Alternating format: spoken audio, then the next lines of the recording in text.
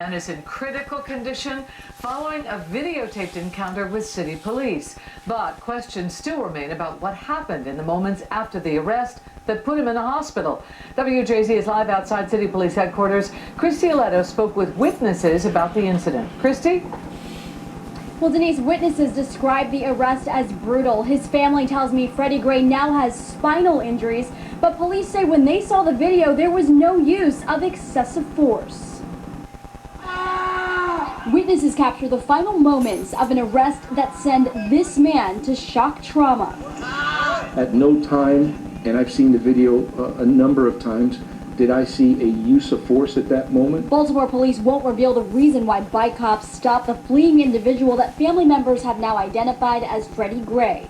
But Gray's stepfather speaks to us by phone saying he's barely alive. His face is swollen. He just looks really horrible. And like I said, he's in a seduced coma at the moment. We're all praying. So walk us through what you saw.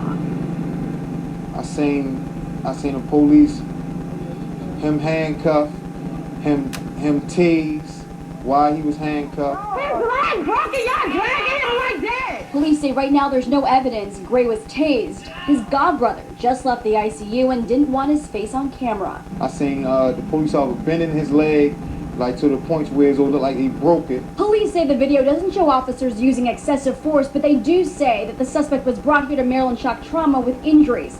So what happened from the time that he was arrested to the point that he was brought here to the hospital? He was completely healthy, fine, being caught up besides, his leg, but it's nowhere near to how he's sitting in ICU right now. A gap in time police are working to close, uncovering what happened in the moments that weren't recorded and how Gray ended up like this.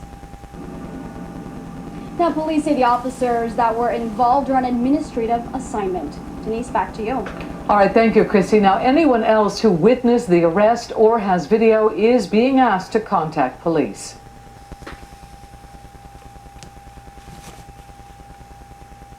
This is my ultimate faith, whether I'm a good guy or a bad guy. This is my ultimate faith.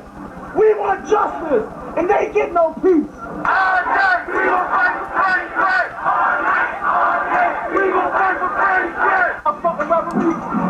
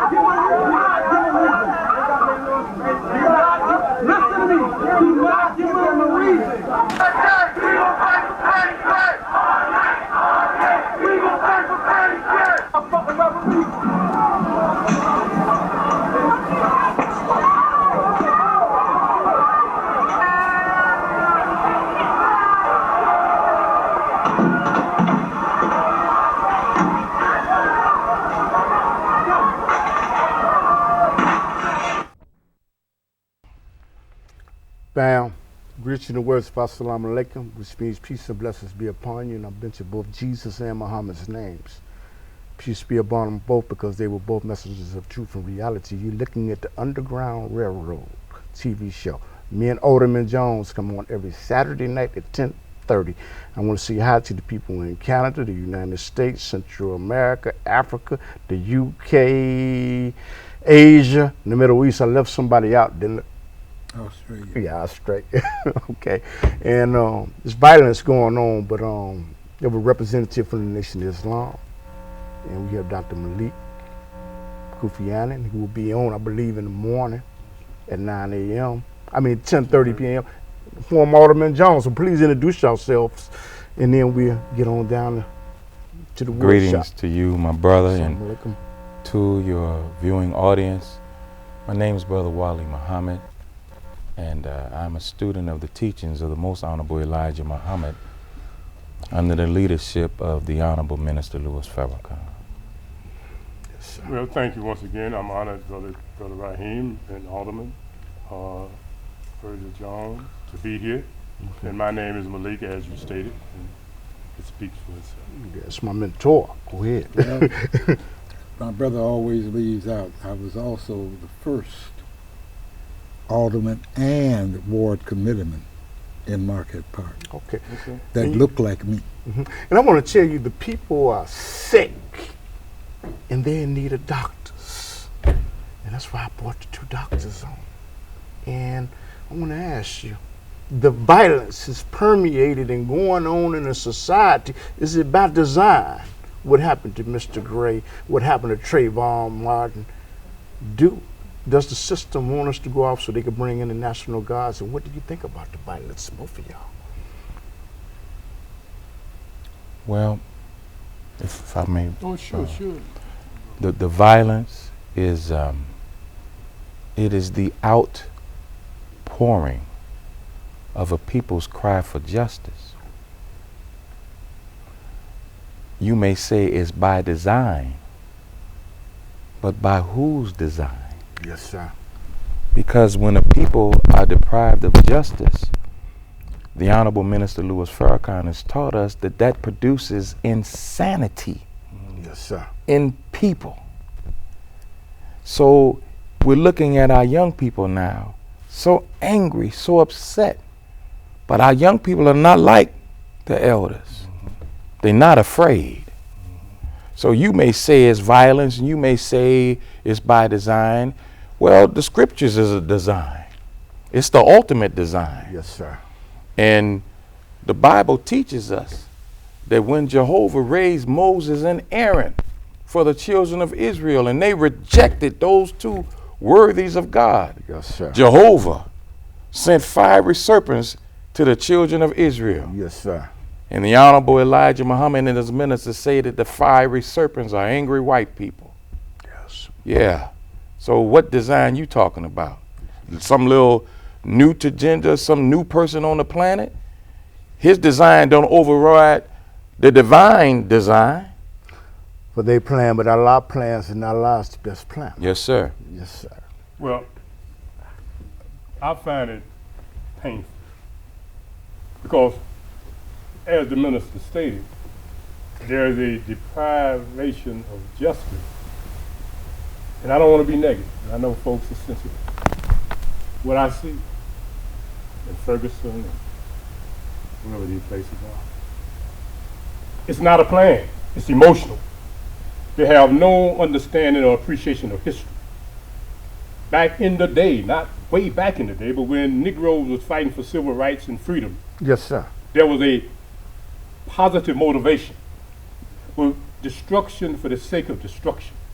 Insanity because you are emotionally, sort of like the president said. Yes. What I see is criminal activity. What I see are people that are not reaching for justice, but they are creating an opportunity to become criminals. And what they don't understand is this. Once they get off of TV and they find them on camera and they put them in jail for the next 45 years, they won't even have a clue. They won't remember. Damn, how did I get here? Yes, sir. You weren't working for justice. You was out there showing out. That's why when that mother caught her boy and slapped him upside his head, that was what made sense. That's what all of the parents should do when these 19 and 21-year-old idiots in the 21st century run out there acting like they out of control. That will help no one. Yes, and sir. what it will do is get them an X on their back, and they will never get a job. Yes, sir. That they need to stop that foolishness. You got the police killing you, but you killing you too. And going out there committing crimes and tearing up stuff is asinine in 2015. I said that. Yes, sir. You got a question? Well, I don't have a question. I got a statement. Oh, okay. You know, I don't agree with maybe some of the drugs and all that stuff that Maalik, Jeff Ford was involved with. But I remember in 1968, I was a young man, and folks was burning up the west side. And he told them, you're not going to burn up anything out south. Okay. We're not going to do anything like that on the south side of our community. Okay. And in Woodlawn and those areas, in Inglewood, they did not burn up one single store. Yes, sir. Now, that was a wise person, Yes, sir. all right? You know what? We got a caller And you know what? We're going to take the call, and then we have some footage of Reverend Jesse Jackson that we're going to come to. So, caller, go ahead and beat your drums. Okay, y'all got this right. Now, that was God's word. God makes justice about what the white man be doing to the black community. And Dr. Kofie, and then like you said, the parish, like that all kids, like on the head, most parish should be doing that, Doc, and you Doc doing a good job, Doc. You're Muhammad. Okay. You know what? We have some footage. Okay, we got another caller. Go ahead and beat the drums. Go ahead. Maybe I could say speak on it. Can I say speak on it? Okay. Go ahead, speak on it. Yes. You know what? I don't understand why black folks get up in arms about these cops killing us when we kill each other every doggone night. 3 and 4, we killing each other. When I was young, it was rare to hear about a black person killing another black person. Okay. Now, that's all that happened. Leroy killing Tyrone. And we don't say nothing about that, but let a white man do, we go crazy. It don't make no sense to me. Yes, and I agree with Brother Kofie. When we stop killing each other, maybe they'll stop killing us. Be for real. Okay. We got another caller. Man, we get a lot of calls. Caller. Go ahead and speak on it and beat the drums. Yes, I have a question for you. Since you guys are talking about the riots in Baltimore, etc., I want to ask the panel, do what you call the American Revolution a demonstration or a riot? Because I thought that what I read, that was one of the biggest riots they had, white folks. One of them was the Boston Tea Party. I'm talking about the Haymarket riots. I'm talking about the riots in Oklahoma. And one of the things I find very interesting, when white people act like that, there's nothing really said. I like y'all to comment on that. Thank you. Okay, thank you. Well, thank you, caller. I heard the Honorable Minister Louis Farrakhan say one day that beauty is in the eye of the beholder. Yes, sir. And he said that one man's terrorist is another man's freedom fighter. Yes, sir. So it's all about who's doing the viewing and what their motivation is when they try to interpret your action. See, our people are crying out for justice. Now, you know, sisters say, well, you know, we killing one another. It's not natural to hate yourself. So we're the product of somebody else's architecture. So it's not natural to kill yourself.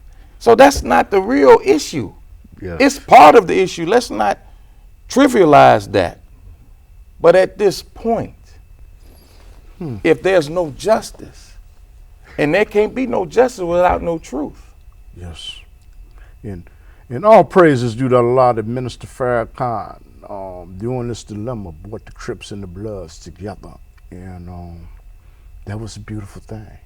But he's been doing this work for years. But you want to comment? Oh, no, brother. I think the brother Minister Muhammad has made it plain, and all we can do is just echo the truth. But like they say, if there is no peace, there's no justice. But can I ask both of y'all, y'all basically saying this, but you say the wrong-minded black and white folks, the only thing they understand is violence.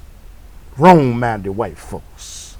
And black folks, red folks, the only thing they understand is violence, and the only way to get a message across is with violence. Well, let me just say this, and I'm going to be brief with it because other people, and you know, we short. If you think as a band of few citizens with a few guns that your so-called violence, rise, and revolution don't mean nothing against not only America but the world, then you really have lost your mind. Exactly. I mean, we better snap out of stupid. Yes, sir. We are about to turn this world against us and these cities into military states. So, colored people, come on now, stop clowning. Well, I'll give you an example. Elijah Muhammad said, you don't make no guns, you don't make no bullets, So what you running out here talking about? You gonna get a gun and go do something? Don't to do that, somebody? I don't do that. Yeah, but he also said that our unity is a weapon more powerful than a nuclear bomb. That's what he I said was, that That's too. what I was gonna get to. Yes, sir. And like I said, it starts with economics. Mm-hmm. If you got some economics where you manufacture something, you make something, you sell something, you build something, then you will have some money, all right, in order to have something so people won't be out here killing each other. Because they'll be working, they'll have some money in their pocket. A man don't go out here and rob nobody or break in nobody's place when he got a pocket full of money. No, that's true. You know what, excuse me, I got some footage back there that I want to roll of Jesse Jackson. Could you roll that? And then I have a question for y'all that I would like to. Since he was walking with Martin Luther King, what changed? Ain't shit changed. He gave black men government jobs. Ain't shit changed. What changed since you were Martin Luther King, Jesse? How many years ago was that, yeah? Hey, Jesse, how many years ago was you on Martin Luther King, man? It's the same shit that's going on, black man. You're a brother, right? You're a brother, right? That gonna never cook. That gonna never cook. That will never cook. Read, steal their money. Taking money from them Jews, them Zionist bankers. You know what's going on, man? Shit changed, man. Look at them crooks, man. Niggas crooks, man. Taking money from them Jews, man. Niggas ain't no black leaders, man. Say it again, boss. What they ain't? Niggas ain't no black leaders, man. Where Obama bitch ass at, man? Everybody biased, they don't represent nobody, man. What changed since Martin Luther King, Jesse Jackson? What changed since Martin Luther King? They don't got no fucking comment for y'all black folks out here. That's how they fucking feel about y'all. Jesse brought him out in the That's how I don't care. They don't give a fuck about y'all. They don't give a fuck about y'all. They ain't say shit. Cause ain't shit changed. My question to you after watching their footage, there are people, young people that I talk to on the streets that feel that Reverend Jesse Jackson, with all due respect, and Reverend Al Sharpton, they are provocateurs. That every time that the Negroes out of blacks try to get free, they head them back to the plantation. And can y'all respond on it and their footage? Well, I think it's unfortunate that the Reverend, I feel sorry for him because he has done what he could for the advancement of our people. You know, the Bible teaches, brother, in the book of Timothy, that in a great house there are many vessels. Yes, sir. Some gold, some silver, some wood, some clay. Some of honor and some of dishonor. But they all are in the great house. Yes, sir. And all of us have a part to play. Reverend Jackson has played his part. Yes. But this generation is the product of the legacy of cowardice that we've passed on. See, this is what you don't want to deal with. The young people don't want nothing that you deem successful because they're so fed up. They got nothing to look forward to except another legacy of selling out and capitulating and going in the back room and negotiate for yourself and never for the people. So these babies, they don't want none of that. I hear you. It's a disrespectful piece. Yeah. But what's more disrespectful? Me expressing my anger at your failure to provide a future for me? Or you going in the back room and selling me out time after time after time after time? See, sometimes we strain at a gnat and swallow a camel. You know, we take a whole big thing, but the little thing we get all worked up about. Yes, sir. We're in this condition because our leadership has failed us. Yeah, I heard Minister Farrakhan make a statement. No matter who gets in our office of power, the condition of the masses never change. Out of lumping proletariat, out of poets of the poor, is daily being bought out. And I ain't going to bring no names up. I'll say the name. That was said in a book, Capitalism, the Highest State of Imperialism, by Lenin. He said, for a revolution to take place in America is impossible.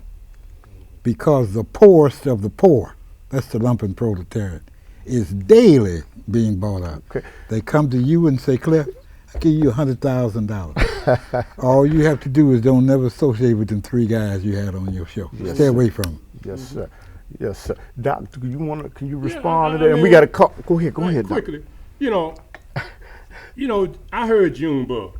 But Junebug had no respect for himself, no respect for his mother, no respect for all of those people that have gone forth, that have died in the struggle for him to even have the right to open his mouth. Because there was a day before Jesse Jackson, there was a day before Al Sharpton, that a Negro could not even speak like that anywhere. So for a boy who has no respect for his elder to get on international TV and judge his elder, regardless of what he thinks, if it don't be for Jesse Jackson and other pioneers, even the platform that he had where he could be on TV running his mouth, questioning, challenging, and indicting would not be afforded him. Yes, Reverend Jackson and others have done what they had to do, and some of what they have done, everybody might not agree with.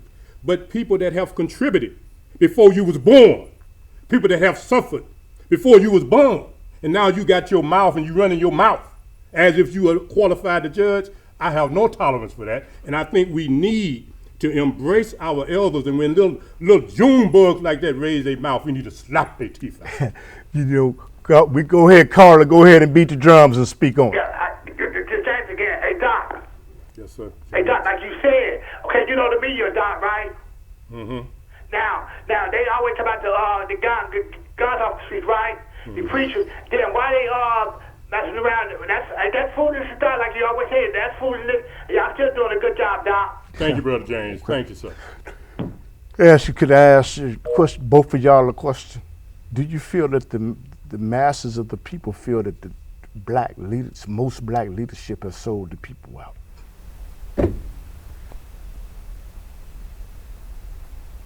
Well, the Most Honorable Elijah Muhammad wrote in his book, The Fall of America, that the disbeliever believes that which he sees present and not that which is prophesied to come.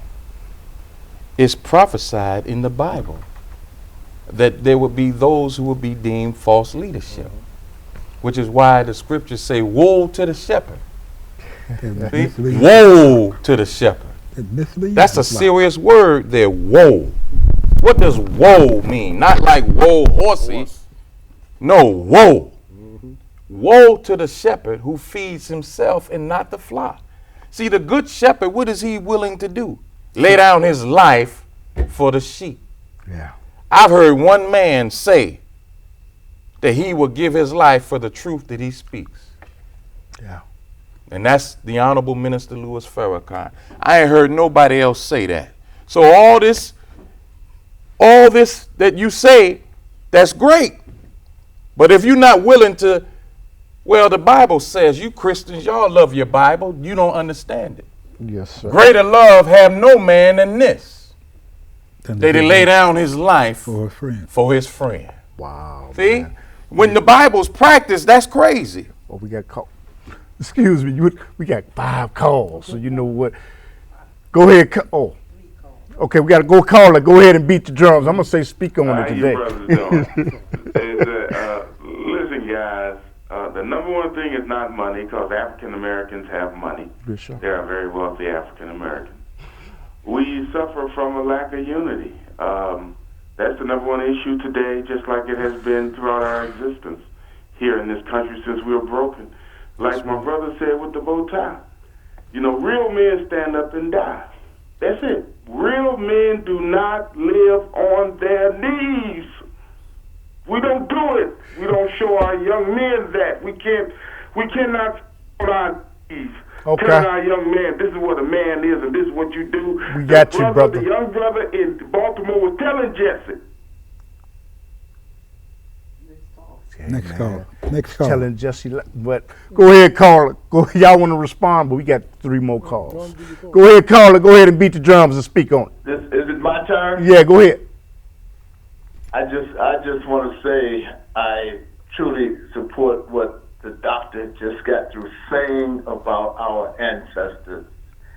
If a brother can show such disrespect, he's able to show that disrespect because so many people came before him to, for the most part, stand on the shoulders of our ancestors to permit him that level of free speech.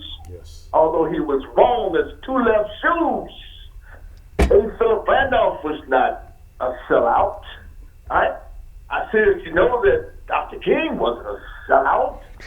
And considering all the death threats that Jesse Jackson has had to endure, I truly don't think of him as being a sellout. We've had too many ancestors coming before for a, well, I really don't know the young man, but it's whatever Doc called him, I concur with that. But okay, we got you, my brother. We got another caller. Caller, go ahead and beat the drums and speak on it. I get the privilege to say speak on it today. I think that the young man was wrong in cursing out Jesse Jackson. But you have to understand that the younger generation can easily identify big talkers who do nothing and profiteers. And I don't understand why Jesse would run up to Baltimore to make an appearance and show his face when all hell is breaking loose in Chicago and things aren't rectified here. We're sick of that. It's time for him to go sit down. The younger generation is not going to just back anybody just because they were around in the 60s. If you're not getting anything done, you're not needed. God, dog. Well, you know, brother. You got 3 minutes. I'm going to say this quickly. I'm going to take you all the way back to the noble Drew Ali, Marcus Garvey. All right? When Marcus Garvey, when they cast him out of this country, when he was over in England, I got a DVD at home, shows how the people were talking just like that young brother. They were throwing bricks at him. Got 2 minutes. Hitting him upside his head with rocks and everything after all the sacrifices that he made.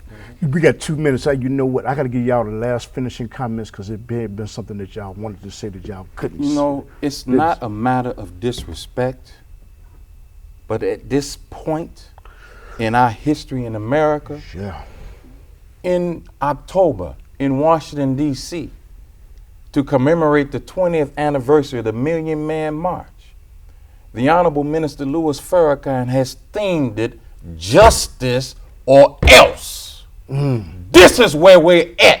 If you think we're not there, then you are deluded and deceived. It ain't got nothing to do with who was before you, but this generation is the best one we got because they are fearless. And don't take fearlessness for disrespect.